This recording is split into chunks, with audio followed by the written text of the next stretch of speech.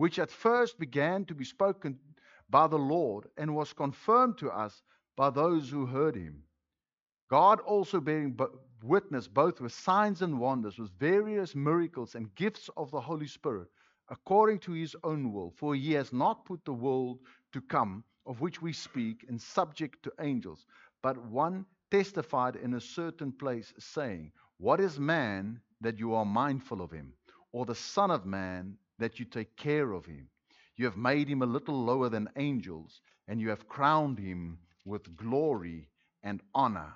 and set him over the works of your hands, and you have put all things in subjection under his feet. For in that he put all in subjection under him, he left nothing that is not